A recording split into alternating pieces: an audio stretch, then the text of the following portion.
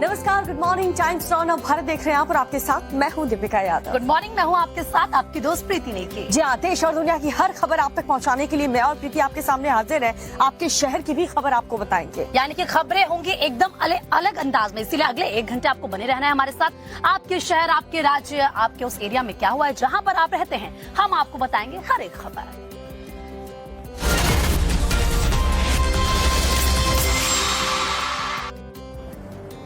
तो प्राकृतिक आपदा जब आती है तो उस पर इंसान का बस नहीं चलता है, और हिमाचल प्रदेश में जो तबाही देखने के लिए मिल रही है, इससे पहले ऐसा कभी नहीं हुआ। और पहाड़ से लगातार चट्टान टूट करके जो गिर रहे हैं वो वाकई में बहुत ही डरावने हैं। अब आपको धारचूला और चंबा की तस्वीर हम आपको दिखाते हैं, जिसे देख करके आपका भी दिल दहल उठेगा।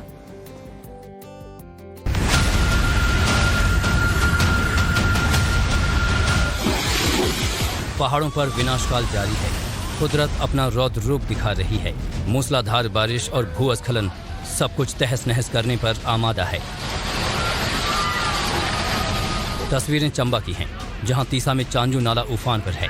एक शख्स मझधार में फंसा नजर आ रहा है, जिसका रस्सियों के जरिए रेस्क्यू किया जा रहा है।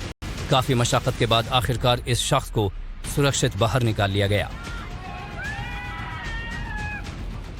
हिमाचल के इस विनाश लीला के बीच सेना के जवान देवदूत बनकर सामने आए हैं। आफत में फंसे लोगों को बाहर निकाला जा रहा है। इंडियन एयरफोर्स एक्शन में नजर आ रही है। हेलीकॉप्टर्स के जरिए लोगों को सुरक्षित जगहों पर भेजा जा रहा है। पिछले 48 घंटों में 50 से ज्यादा उड़ानों के जरिए 780 से ज्यादा लोगों को बचाया गया है। कांगड़ा जिले के बाढ़ प्रभावित इलाकों में जोर शोर से अभियान चलाया जा रहा है। अब इन तस्वीरों को देखिए। पिथौरागढ़ के धारचूला में तवाघाट सोबला सड़क पर सड़क खोलने के दौरान पहाड़ी से अचानक बोल्डर गिरने लगे। इसी बीच एक बड़ा बोल्डर बीआरओ की जेसीबी मशीन पर आ गिरा। मौके पर अफरा तफरी मच गई। जेसीबी ऑपरेटर और अन्य लोगों ने वहां से भागकर अपनी जान बचाई। हिमाचल प्रदेश में जिस तरह मूसलाधार आफत बरस रही है, उससे हालात अभी सुधरते नहीं दिख रहे, क्योंकि मौसम विभाग ने अगले 4 दिनों का येलो अलर्ट जारी किया है। प्रदेश के सभी स्कूलों को 16 अगस्त के लिए बंद किया गया था। मंडी में आज भी स्कूल नहीं खुलेंगे। अब सवाल ये है कि पहाड़ अचानक क्यों टूट रहे हैं, मकान क्यों गिर रहे हैं। जानकार बताते हैं कि सड़कों को चौड़ा करने के लिए पहाड़ों को काटा जाना लैंडस्लाइड की बहुत बड़ी वजह है। मकानों की संख्या पहले के मुकाबले बढ़ना इन हादसों को बढ़ावा दे रहा है। पहाड़ी इलाकों में संतुलन बिगड़ने की एक वजह पेड़ों का काटा जाना भी है। हाइड्रो पावर प्रोजेक्ट को भी स्थानीय लोग इन हादसों का कसूरवार बता रहे हैं। कुदरत के इलाके में इसी तरह दखल अंदाजी होती रही तो तबाही थमने वाली नहीं है।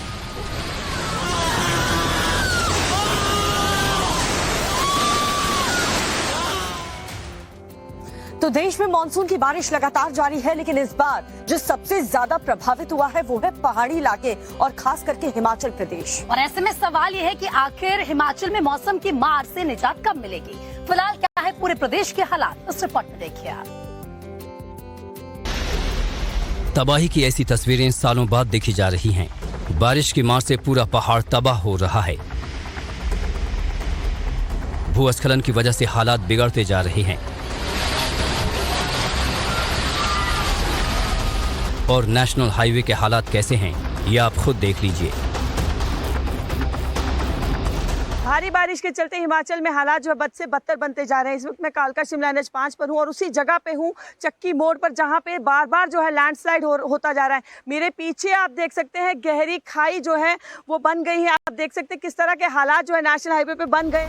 देखा आपने, ये है नेशनल हाईवे की हालत। अब आपको भी बखूबी अंदाजा लग चुका होगा। चलिए अब आपको शहर की दूसरी सड़कें किस हाल में होंगी वो दिखाते हैं। शिमला में हूँ और इस समर हिल इलाका है। आपको दिखा देती हूँ किस तरह यहाँ पे तबाही मची हुई है।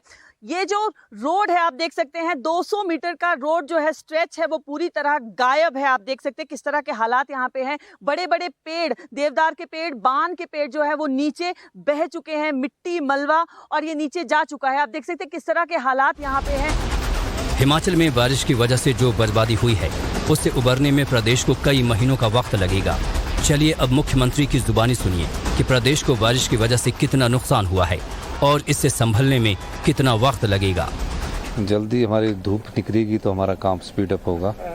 कल रात को भी स्लैश थे उसमें, तो अभी मैं सारी चीज़ों को देखते हुए यही कह सकता हूँ कि नुकसान का आंकड़ा 10,000 करोड़ के करीब है। सर कितना चैलेंजिंग है आपके लिए? हमने देखा है पूर्व मुख्यमंत्री एक साल, हाँ, ये पूर्व मुख्यमंत्री जी का मैं धन्यवाद है, इसलिए एक साल लगेगा हमें इंफ्रास्ट्रक्चर डेवलप करने में। मौसम विभाग ने अगले 24 घंटों में यहां तेज बारिश का अलर्ट जारी किया है। मंडी और शिमला में आज भी स्कूल कॉलेज बंद रहेंगे। आईएमडी ने 19 अगस्त तक के लिए हिमाचल में कई जगहों पर येलो अलर्ट जारी किया है और उम्मीद जताई जा रही है कि उसके बाद समय के साथ बारिश कम हो सकती है और थोड़ी राहत मिलेगी।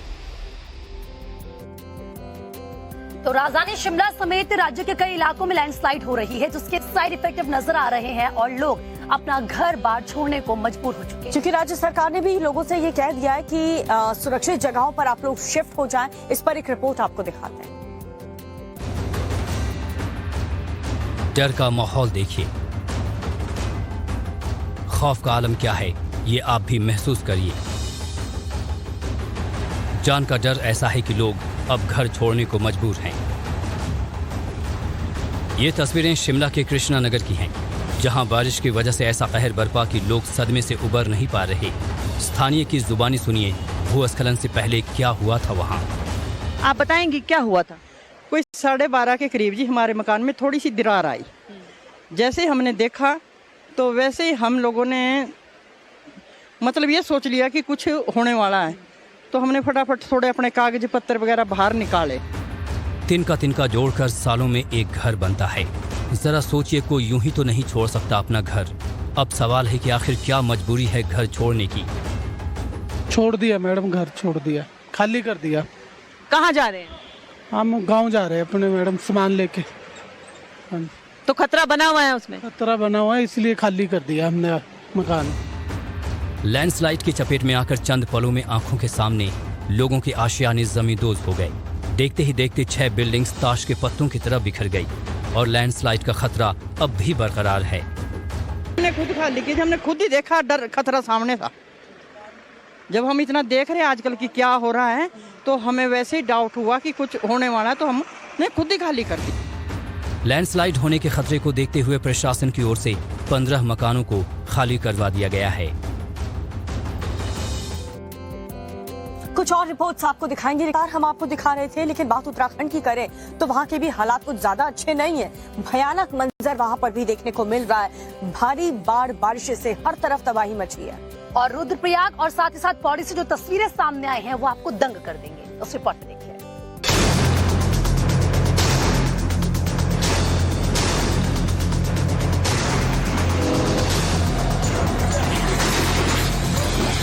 पहाड़ों पर हाहाकार मचा है, आसमान से आफत बरस रही है।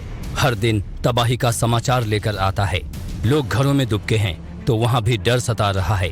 अगर घरों से बाहर निकल रहे हैं तो लैंडस्लाइड का खतरा बना हुआ है। हिमाचल में विनाश लीला जारी है तो उत्तराखंड में कुदरत का कहर देखने को मिल रहा है। रुद्रप्रयाग के मद महेश्वर घाटी में रेस्क्यू ऑपरेशन जारी है। घाटी में फंसे लोगों का हेलीकॉप्टर से रेस्क्यू किया जा रहा है। बता दें कि मद महेश्वर घाटी में आसमानी आफत ने कहर बरपा रखा है। गांव गोंडार के बणतोली स्थान पर पैदल मार्ग को जोड़ने वाला पुल और पैदल मार्ग का कुछ हिस्सा टूट गया, जिससे मद महेश्वर धाम की यात्रा करने पहुंचे श्रद्धालु और स्थानीय लोगों समेत करीब 250 लोग फंस गए। प्रशासन एक्शन में आया और रेस्क्यू ऑपरेशन शुरू कर लोगों को बाहर निकाला। एसडीआरएफ और एनडीआरएफ के जवान देवदूत बनकर मौके पर पहुंचे और लोगों की जान बचाई। ये वीडियो पौड़ी जिले के श्रीनगर का है। कुदरत का सितम कहर बरपा रहा है। 100 पुराना हनुमान मंदिर बरगद के पेड़ समेत आंखों से ओझल हो गया। झील में जबरदस्त पानी आया और कटान की वजह से मंदिर ध्वस्त हो गया। अब मंदिर के पास रहने वाले लोगों को डर सताने लगा है। देखिए, हम इस वक्त खड़े हैं पौड़ी राजमार्ग पर। पौड़ी और कोटद्वार को जाने वाले ये 534 राजमार्ग है, जहां की स्थिति बहुत भयावह हो चुकी है। देखिए, लगातार यहाँ पे इस तरह से सड़कें दरक रही हैं, पूरी बीच में से गायब हो जा रही हैं और इसका जीता जागता उदाहरण ये सड़क है। और देखिए, ये गाँव ये जो रास्ता जाता है ये ऋषिकेश की तरफ जाता है और इधर पौड़ी की तरफ जाता है और गाँव पंचूर, कांडी और अमोला जैसे गाँव पड़ते हैं। रुद्रप्रयाग में मोरकंडा नदी पर बना पुल गायब हो चुका है और उस पुल के न होने की वजह से श्रद्धालुओं की जान आफत में आ गई है। जिनका किसी तरह रेस्क्यू किया जा रहा है वो खुद को धन्य समझ रहे हैं और जो फंसे हुए हैं वो रहम की गुहार लगा रहे हैं। ऋषिकेश में परमार्थ निकेतन घाट पर चारों तरफ पानी ही पानी नजर आ रहा है। लहरें इतनी विकराल और जबरदस्त कि भगवान शिव की मूर्ति के निचले हिस्से में दरार आ गई। ऋषिकेश में इतनी बारिश हुई कि 1 जून के बाद से सारे रिकॉर्ड टूट गए। मौसम विभाग ने अगले 4 दिन के लिए उत्तराखंड में भारी बारिश का अलर्ट जारी किया है। अंदेशा जताया है कि एक बार फिर से गंगा का जलस्तर बढ़ सकता है। पहाड़ों पर हो रही बारिश का असर मैदानी इलाकों में नजर आ रहा है। हिमाचल प्रदेश में लगातार बारिश हो रही है, जिसका असर अब पंजाब पर पड़ रहा है और श्री आनंदपुर साहिब बाढ़ की चपेट में आ गया। जी हां, और बांध का पानी छोड़े जाने के बाद आनंदपुर साहिब के जो हालात है वो और भी ज्यादा बिगड़ चुके हैं। दिखाते हैं आपको रिपोर्ट। पहले इस तस्वीर को देखिए, ये सबूत हैं पानी के प्रहार की। ये तस्वीरें भाखड़ा नंगल बांध की हैं। देखिए कैसे पानी हाहाकार मचाने के लिए बेताब है। धार की रफ्तार बता रही है कि ये अपने साथ सब कुछ बहा ले जाना चाहता है। चलिए अब इस तस्वीर को देखिए। बांध से छूटने के बाद पानी गांव में घुस रहा है और गांव वाले हैं कि पानी की इस धार को रोकने की पुरजोर कोशिश कर रहे हैं ताकि बाढ़ के नुकसान को रोका जा सके। अब इस तस्वीर को देखिए, पुल को रोकने की कोशिश है ये, कहीं धार के साथ बह न जाए। इसके लिए देखिए कैसे पुल को पेड़ से बांधा जा रहा है ताकि ये अपनी जगह पर बनी रहे। वहीं पानी की धार है जो इसे अपने साथ बहा ले जाने को आतुर दिख रही है। अब हिमाचल में हो रही बारिश का साइड इफेक्ट देख लीजिए। आनंद साहिब के करीब 10 से अधिक गांव में बाढ़ का पानी घुस चुका है। पुलिस लोगों को बचाने का काम कर रही है। पंजाब सरकार के कैबिनेट मंत्री हरजोत सिंह बैंस भी लगातार प्रभावित इलाकों में घूम रहे हैं और लोगों को राहत देने का काम कर रहे हैं। लेकिन असली राहत के लिए बारिश की मेहरबानी जरूरी है, क्योंकि अगर हिमाचल में बारिश नहीं थमेगी तब तक बाढ़ का खतरा नहीं टल सकता। तो जो बेशुमार बारिश लगातार हो रही है उससे न सिर्फ पहाड़ी इलाके बल्कि मैदानी इलाके और खास करके पंजाब की बात करें तो कई ऐसे इलाके हैं जो बाढ़ की चपेट में आ चुके हैं। और चलिए अब हम आपको गुरदासपुर और रूपनगर की वो तस्वीरें दिखाते हैं जिनमें सिर्फ और सिर्फ पानी ही पानी नजर आ रहा है और आम लोग परेशान हैं। एक तरफ पानी है, कई इलाकों में बाढ़ है और इसकी वजह है पहाड़ों पर हो रही लगातार बारिश और लैंडस्लाइड। इसकी वजह से मैदानी इलाकों में बाढ़ आ गई है। देखिए इन तस्वीरों को, चारों ओर बाढ़ का पानी। ये पंजाब का रूपनगर है जो पूरी तरह पानी में डूबा नजर आ रहा है और इसकी वजह है भाखड़ा डैम के फ्लड गेट का खोला जाना। इससे सतलुज नदी के बढ़े जलस्तर ने रूपनगर में असर दिखाया है। अब इन तस्वीरों को देखिए। गुरदासपुर में नदी नाले उफान पर हैं। लोगों के घरों में पानी भर जाने के कारण एसडीआरएफ की टीम रेस्क्यू ऑपरेशन में जुटी है। पोंग बांध से भारी मात्रा में पानी छोड़े जाने के बाद पंजाब के गुरदासपुर जिले में ब्यास नदी उफान पर है। इसका असर 50 गांव पर साफ दिख रहा है। बाढ़ के कारण इस इलाके के कई गांव पूरी तरह से जलमग्न हो गए हैं। आप कहाँ पे जा रहे हैं इस समय? जगतपुर कलांच। वहाँ पे लोग फंसे हुए हैं। हाँ जी, हाँ जी। आपके परिवार के सदस्य हैं या कोई और? अपने और अपने भी या कुछ और भी है। गुरदासपुर में 15 नावों वाली टीमों ने 500 से अधिक लोगों को सुरक्षित निकाला और 100 से अधिक लोगों को जिंदा बचाया है। सबसे अधिक प्रभावित गांवों में जगपुर कलां शामिल हैं। इस समय आप देख सकते हैं मैं जगतपुर पेट्रोल पंप में हूं और ये पेट्रोल पंप की हालत आप देख सकते हैं पूरी तरह से पानी में डूब चुका है और यहाँ पे लोगों की जो परेशानी है हर मिनट के साथ साथ बढ़ती जा रही है। वजह उसकी यह है कि कल पानी आना शुरू हुआ था क्योंकि यहाँ पे गेट जो है पोंग डैम के जो कि ब्यास रिवर पे है हिमाचल में और दूसरा भाखड़ा डैम जो कि सतलुज रिवर पे है उसकी खोल दी गई, जिसकी वजह से जो लो लाइंग एरिया सारे पानी में डूब चुके हैं। बात करें मुकेरिया की बात करें, जगतपुर की बात करें, टांडा गांव की बात करें या गुरदासपुर में कई गांव की बात करें, हालात ऐसे ही और पानी का जो बहाव है वो बढ़ता जा रहा है। बारिश अब आफत में तब्दील हो चुकी है। लोगों को अब राहत की दरकार है और ये तभी मुमकिन है जब पहाड़ों पर हो रही बारिश थम जाए। तो देश ही नहीं बल्कि पूरी दुनिया इस वक्त मौसम की मार झेल रही है और अगर जापान की बात करें तो जापान में एक के बाद एक आ रहे तूफान ने लोगों की दिक्कतें बढ़ा दी हैं। जी हाँ, पहले तो टाइफून खानम तूफान आया और अब एक और तूफान जापान की तरफ आगे बढ़ रहा है। उस तूफान के बारे में जानकारी आपको इस रिपोर्ट में मिलेगी। बार बार आ रहे तूफान से परेशान जापान। कुछ दिन पहले टाइफून खानम आया और अब पहुंच गया लेन के चलते मध्य और पश्चिमी जापान के कई क्षेत्रों में तेज हवाओं के साथ भारी बारिश हो रही है। लेन तूफान का असर जापान के बड़े बड़े हिस्सों में देखा जा रहा है। शक्तिशाली टाइफून लेन जापान के मुख्य द्वीप होन्शु से टकरा गया है। इसके कारण हजारों घरों की बिजली आपूर्ति प्रभावित हुई है। 2 लाख से ज्यादा लोगों को सुरक्षित जगहों पर जाने के निर्देश दे दिए गए हैं। जानकारी के मुताबिक इस तूफान के कारण जापान में करीब 900 उड़ानें रद्द कर दी गई हैं। समुद्र के पास लहरों ने विकराल रूप ले रखा है। शक्तिशाली टाइफून लेन के कारण 125 किलोमीटर प्रति घंटे की रफ्तार से तेज हवाएं चल रही है। अधिकारियों ने बाढ़ और भूस्खलन की चेतावनी भी जारी कर दी है। दरअसल यहाँ पर एक महिला नदी में नहाने गई और वहाँ पर एक मगरमच्छ ने महिला पर अटैक कर दिया। और ये पूरी घटना उड़ीसा की है और ये पूरी घटना रिकॉर्ड भी हो गई है, कैमरे में कैद हो गई है। आपको दिखाते हैं। ये तस्वीरें देखकर आपके रोंगटे खड़े हो जाएंगे। ये तस्वीरें ऐसी हैं जिसने भी देखा वो डर गया। नदी किनारे एक मगरमच्छ ने एक महिला पर हमला कर दिया। इस घटना का पूरा वीडियो सामने आया है। ये तस्वीरें बेहद डरावनी हैं, इसलिए हम आपको ये पूरी नहीं दिखा सकते हैं। ये घटना उड़ीसा में जाजपुर जिले के पलाटपुर गांव की है। खबरों के मुताबिक महिला गांव के पास बहने वाली नदी में कपड़े धोने गई थी, लेकिन अचानक वहां एक विशालकाय मगरमच्छ उस पर हमला कर देता है। सूचना मिलने पर फायर ब्रिगेड की टीम मौके पर पहुंची। मौके से महिला का शव मिला, जो काफी विभत्स हालत में था।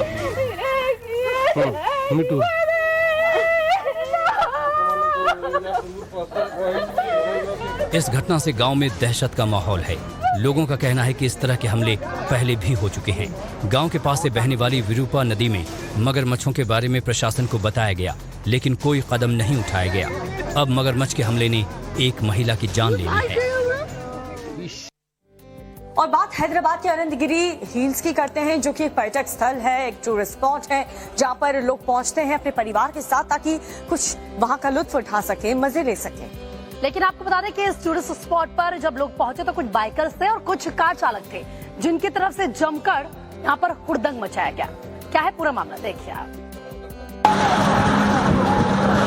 तस्वीरें हैदराबाद के अनंतगिरी हिल्स की हैं, जहां कुछ युवक बाइक और कार के जरिए स्टंट करते नजर आ रहे हैं।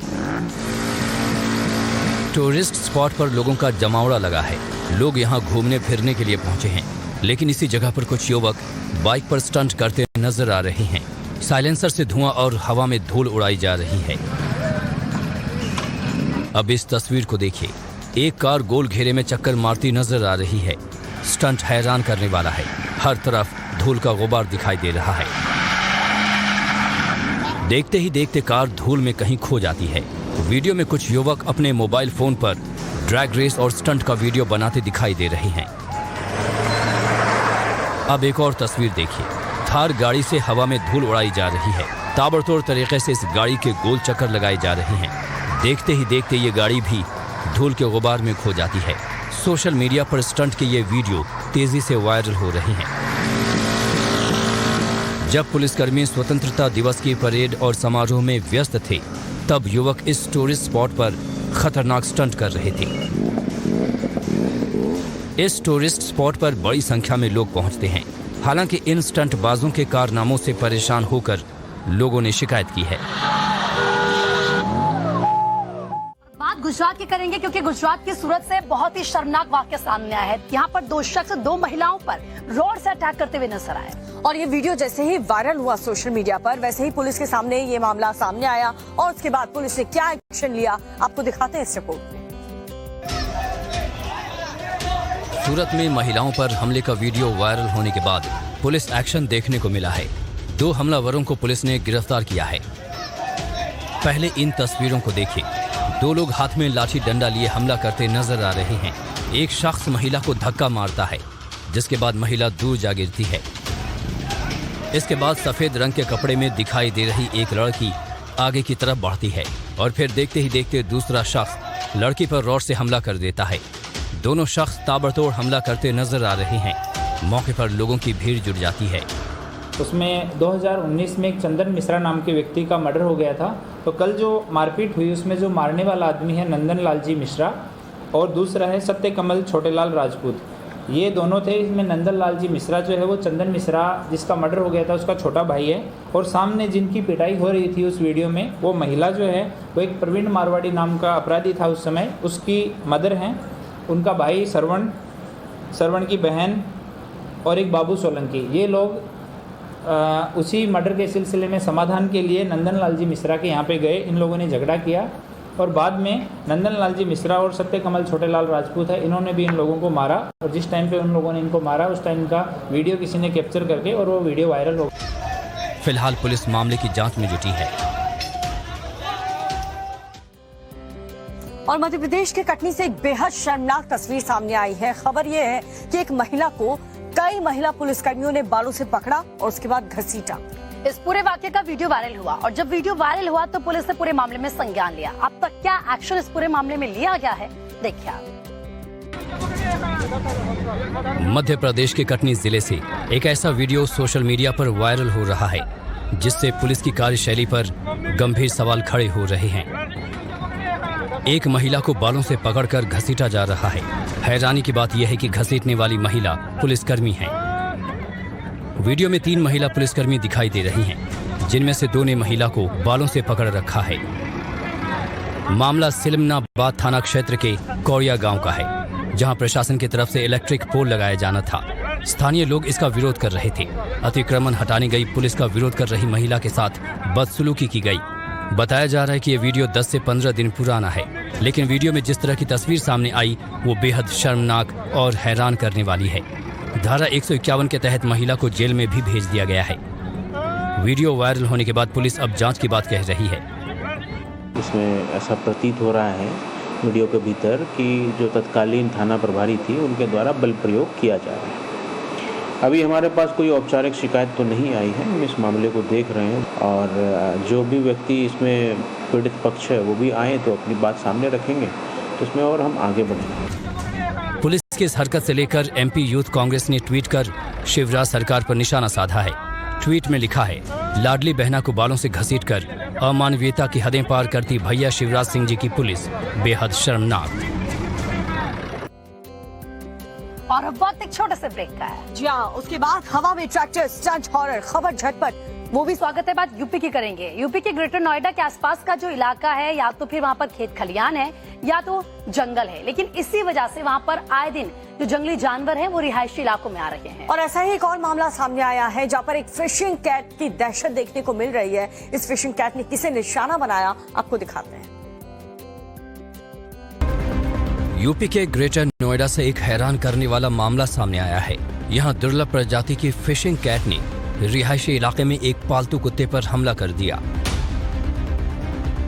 घर में लगे सीसीटीवी कैमरे में पूरी घटना कैद हो गई। पहले इस तस्वीर को देखिए। एक पालतू कुत्ता घर के अंदर दिखाई दे रहा है। सामने की तरफ वो किसी चीज को गौर से देख रहा है। इसके बाद एक बिल्ली जैसा दिखाई दे रहा जानवर कुत्ते के करीब पहुंच जाता है। यहाँ तक तो सब कुछ ठीक ठाक था, लेकिन पलक झपकते ही ये फिशिंग कैट कुत्ते पर जोरदार हमला कर देती है और उसे मुंह से नोच लेती है। कुत्ता छुड़ाने की पुरजोर कोशिश करता है, लेकिन तब तक ये फिशिंग कैट कुत्ते को घायल कर देती है और इसके बाद घर में ही खड़ी एक बाइक के पीछे जाकर ये फिशिंग कैट छिप जाती है। कैट के हमले में कुत्ते की गर्दन और मुंह पर काफी चोट आई है। रिहायशी इलाके सेक्टर P3 के C ब्लॉक में ये फिशिंग कैट दिखाई दी थी, जिसके बाद से स्थानीय लोगों में दहशत का माहौल है। वन विभाग की ओर से फिशिंग कैट को पकड़ने के लिए जाल भी बिछाया गया, लेकिन वो मकान की बाउंड्री वॉल कूदकर भाग गई। सचिन और सीमा की जो मोहब्बत शुरू हुई थी, अब वो पूरा मामला मुकदमे तक जा पहुंचा है। जी हाँ, अब दरअसल सचिन और किस तरीके से सीमा हैदर की तरफ से लीगल नोटिस भेजा गया उनकी पड़ोसन मिथिलेश परिवार को। अब ऐसे में दोनों पक्षों का क्या कुछ कहना था, हमारी टीम वहां पर पहुंची, हमने उनसे बातचीत की, दोनों का पक्ष जानने की कोशिश की और दोनों पक्षों की तरफ से क्या कहा गया उस रिपोर्ट में देखिए आप। सचिन क्या है, सचिन में आपने ये वीडियो कई बार देखा और सुना होगा। सचिन के बारे में पड़ोसन ने ये बोला तो फिर मीम्स और रील्स की बाढ़ आ गई। सोशल मीडिया के जरिए ये बातें घर घर तक पहुंच गई। अब यही बात कोर्ट तक पहुंच गई है। सचिन को झिंगुर और लप्पू बताने वाली उसकी पड़ोसन मिथिलेश भाटी यानी वायरल आंटी को अब महंगा पड़ने वाला है। मिथिलेश भाटी पर सचिन और सीमा हैदर के वकील AP सिंह ने एक्शन की तैयारी कर ली है। लगातार कई नेशनल चैनल की डिबेट में उनके स्टूडियो में बैठकर लगातार दावे के साथ, विश्वास के साथ कहना इस तरह से पुरुष के लिए, एक मीना समाज के लिए आदर्श मीना समाज ने इस पर पंचायत की थी। सोशल मीडिया से शुरू हुई सचिन और सीमा की ये प्रेम कहानी जब ग्रेटर नोएडा के रवुपुरा गांव पहुंची तो सचिन को लेकर उनके पड़ोसियों ने तरह तरह की बातें कही। कोई उनके साथ दिखा तो कोई विरोध में, लेकिन सबसे ज्यादा वायरल हुई मिथिलेश भाटी की बातें। सुनिए अब सफाई में क्या कह रही हैं मिथिलेश। मीना समाज को कोई टारगेट नहीं किया, मैंने मीना समाज के लिए नहीं कहा, मैंने सिर्फ एक सचिन के लिए कहा, वो भी गुस्से में। हमारे यहाँ पे ये नॉर्मल है कि बच्चे को कहते हैं, ये थोड़ी ना है कि मैंने उसको टारगेट किया या बॉडी शेविंग की, मैंने कोई बॉडी शेविंग नहीं। अब सचिन और सीमा हैदर के वकील AP सिंह ने मिथिलेश भाटी के खिलाफ कानूनी कार्रवाई की बात कही है, तो बचाव में मिथिलेश की बहन भी उतर आई। पत्नी को टारगेट नहीं किया गया, मैं खुद पत्नी हूँ, मेरे पति हैं, न किसी की लंबाई न चौड़ाई न किसी पति पत्नी का मतलब ये नहीं है। सीमा हैदर और सचिन मीना का पति पत्नी का रिश्ता तय होना अभी गवर्नमेंट तय करेगी। मामला अब कोर्ट में है। इधर सोशल मीडिया पर वायरल होने की वजह से सीमा और सचिन के ऊपर गाने भी बनाए जा चुके हैं। पहुंचे बाबा बागेश्वर धीरेन्द्र कृष्ण शास्त्री ने मथुरा को लेकर क्या बड़ा बयान दिया, वो भी आपको बताएंगे। जी हाँ, पंडित धीरेन्द्र शास्त्री ने ये कहा कि सनातनी एक साथ हो रहे हैं। आपको दिखाते हैं इस रिपोर्ट। तस्वीरें मथुरा वृंदावन की हैं, जहां कथावाचक ठाकुर देवकी नंदन महाराज के आश्रम में 1.25 करोड़ पार्थिव शिवलिंग निर्माण के लिए पूजा अर्चना का आयोजन किया गया। इस कार्यक्रम में बागेश्वर धाम के प्रमुख पंडित धीरेन्द्र शास्त्री भी शामिल हुए। इस दौरान उन्होंने कई धार्मिक कार्यक्रमों में हिस्सा लिया।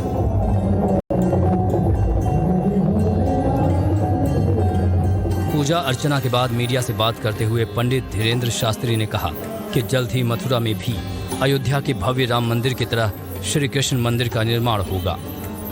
देखिए, सब ठाकुर जी की ही लीला है, समय चक्र है। अब सनातनी हिंदू जाग रहे हैं, सभी कृष्ण भक्त एकत्रित हो रहे हैं, ब्रजवासी भी एकत्रित हो रहे हैं और पूज्य ज्येष्ठ भ्राता श्री के नेतृत्व में सब संतों के आशीर्वाद से बहुत जल्दी अब ये इंतजार खत्म होने वाला है। वृंदावन में हादसे को लेकर उन्होंने कहा कि बाबा विश्वनाथ मंदिर की तरह बांके बिहारी का कॉरिडोर बनना चाहिए।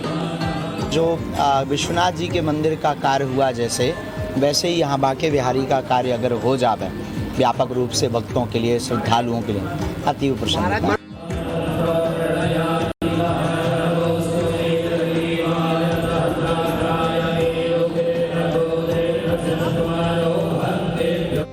और आगामी विधानसभा चुनाव जिन जिन राज्य में होने वाले हैं उसको लेकर के बीजेपी ने तैयारियां अभी से शुरू कर दी। जी हाँ, और इसको लेकर एक बैठक हुई जिसमें खबर यह है कि प्रधानमंत्री नरेंद्र मोदी भी मौजूद थे। दरअसल बात और बैठक छत्तीसगढ़ और मध्य प्रदेश को लेकर की गई। आने वाले विधानसभा चुनावों के लिए बीजेपी कमर कस चुकी है। जिन राज्यों में चुनाव होने हैं वहां के लिए रणनीति बनाना शुरू कर दिया है। इसी कड़ी में कल देर रात तक दिल्ली में बीजेपी की केंद्रीय चुनाव समिति की बैठक हुई।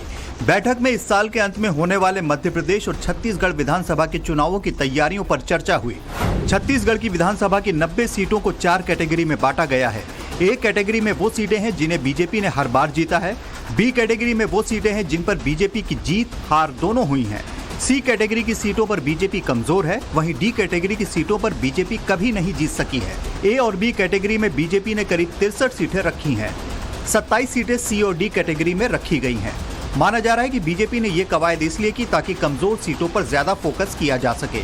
ये भी कहा जा रहा है कि छत्तीसगढ़ में करीब आधी सीटों पर बीजेपी नए उम्मीदवारों को मौका दे सकती है और उम्मीदवारों को पहले ही इस बारे में बताया जा सकता है। बैठक में मध्य प्रदेश की सीटों पर भी चर्चा की गई। बैठक में पीएम नरेंद्र मोदी, बीजेपी अध्यक्ष जेपी नड्डा, केंद्रीय मंत्री अमित शाह और राजनाथ सिंह मौजूद थे। एमपी के सीएम शिवराज सिंह चौहान और छत्तीसगढ़ के पूर्व सीएम रमन सिंह भी थे। सीईसी की बैठक आमतौर पर चुनाव की तारीखों की घोषणा के बाद ही होती है, लेकिन बीजेपी ने इस बार दोनों राज्यों के लिए पहले ही इस बैठक का आयोजन किया। इसी साल छत्तीसगढ़, मध्य प्रदेश, राजस्थान, तेलंगाना और मिजोरम में विधानसभा चुनाव होने हैं। बाकी राज्यों को लेकर भी बीजेपी जल्द ही मीटिंग कर सकती है। दिला दें कि 7:55 पर आपको देखना है फ्रेश एंड फास्ट, आया बोल्डर उड़ा बुलडोजर। जी हर एक खबर होगी तेज रफ्तार के साथ। इसी के साथ आपको बता दें कि आज का दिन मिशन मून के लिए बहुत बड़ा दिन है। जी हाँ, आज चंद्रयान 3 से अलग हो जाएगा और उसके बाद चांद पर उतरने के लिए यात्रा शुरू हो जाएगी।